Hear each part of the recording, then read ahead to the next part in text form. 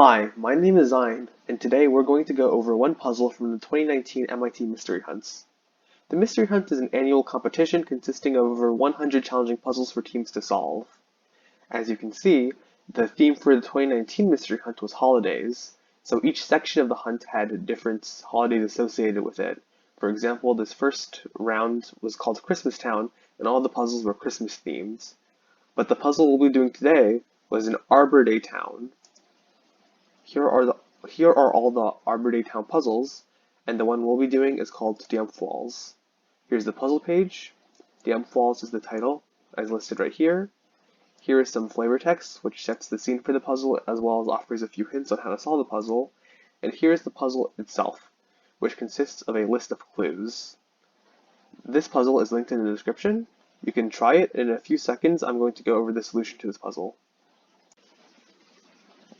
The first step to this puzzle will be to start answering these clues that are listed here. Now there's quite a lot of them, but luckily we have spreadsheets to help us here. When it comes to puzzle solving, spreadsheets are very useful because they allow you to work together with other people, and even if you're solving by yourself, it allows you to organize data in an efficient manner. So what I did here was I copied all these clues from the puzzle into column A, and I started answering a few of them in column B. I start with some of the easier ones. Some of these you can just Google, some of them are also relatively obvious, and you only need to answer a few of them to notice a pattern. You can see that this first clue, Abilene, starts with the letter A, and as we go down the list of clues, they start to go later and later into the alphabet. So Super A starts with the letter S, and that's consistent as we go down these easier clues. So as you can imagine, the answers to these clues are sorted alphabetically. And this is going to help us as we get to some of the harder clues in this list. Sometimes it's kind of tricky to tell what an answer will be. For example, runs, this might be a difficult clue, but knowing that it's between bacteria and decorate alphabetically will help us figure out whatever the answer to runs is.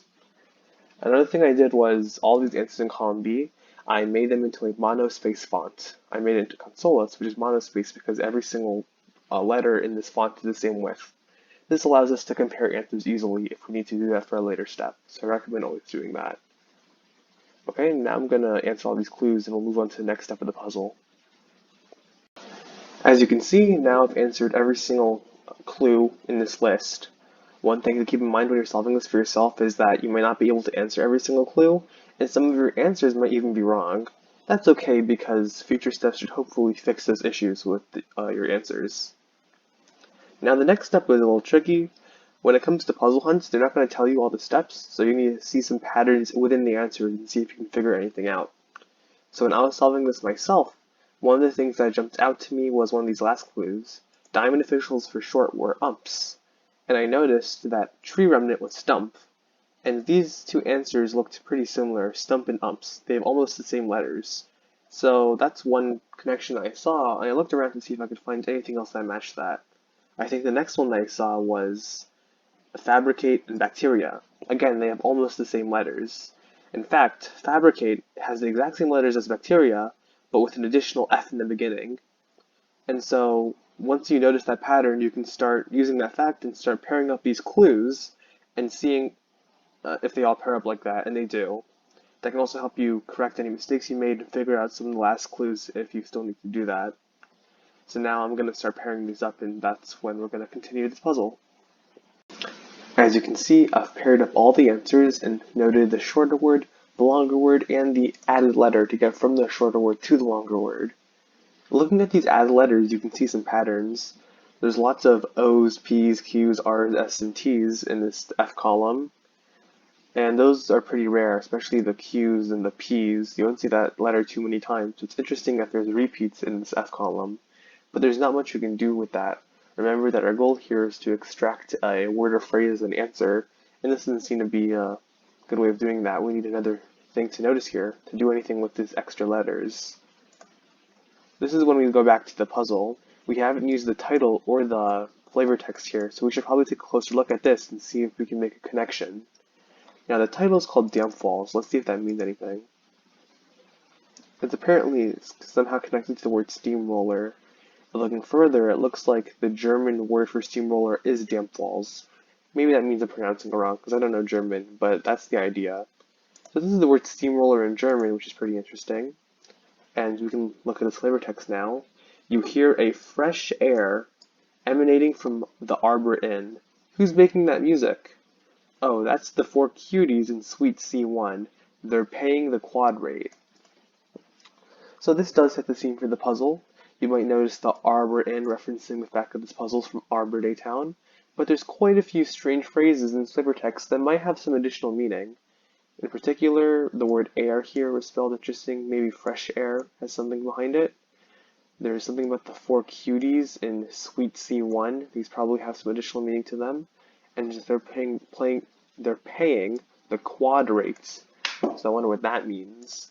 So first let's look at air or fresh air and see what that means. Googling it tells us that it's an album by Mannheim Steamroller. Again with this steamroller thing here, that also connects the title of the puzzle, Dampfwalze. So Mannheim Steamroller, what's that? This is where Google helps you a lot.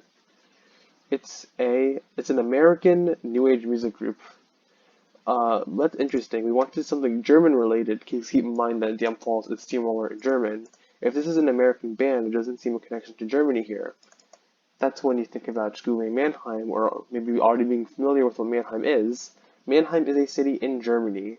So the connection between Dampfwalze being steamroller in German and this fresh air being a Mannheim steamroller album might just be to get us to the idea of the city Mannheim, who is in Germany.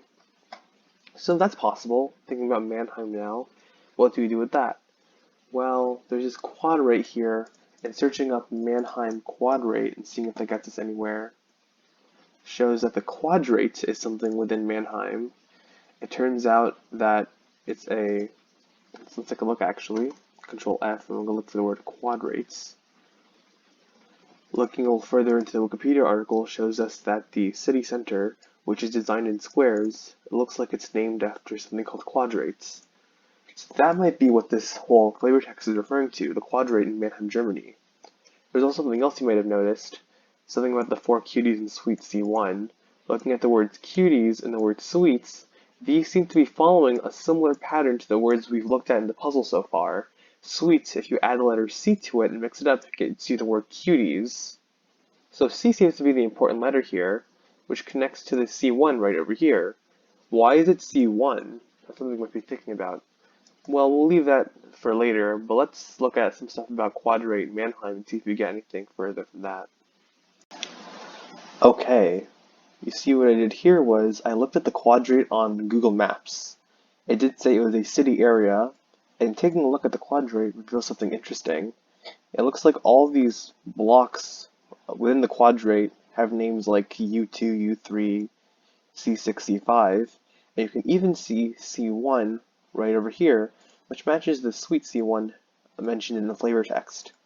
So definitely trying to associate some coordinates, letter followed by a number, seems to be something useful, and maybe we can connect it to this grid-looking thing in the quadrates. Well, we're part of the way there, actually. We have a letter associated with each of these pairs of words. We somehow need to connect it to a number. And this is where guess and check might be useful. They associated the number 1 to this connection between cuties and sweet. But where does number 1 come from? Well, looking around, seeing how the letter C relates, you can see it's the first letter in cuties. So maybe they mixed up the letters in sweet and then added C to the first position to make cuties. That's one possible explanation for why this is Suite C1 in particular. That's a possible, not the only possibility, but it's a reasonable possibility because that allows us to assign a number as well as a letter to every single pair in this list. So instead of letter, I'll label this column coord for coordinates, and let's see if we can figure these out. So if our theory is correct, then this first pair would be S3, because the S in baseline comes from mixing up the letters in abilene and inserting an S into the third position, so it becomes S3. And we can do the same for this whole column and see if connecting these coordinates to this map of the city gets us anywhere.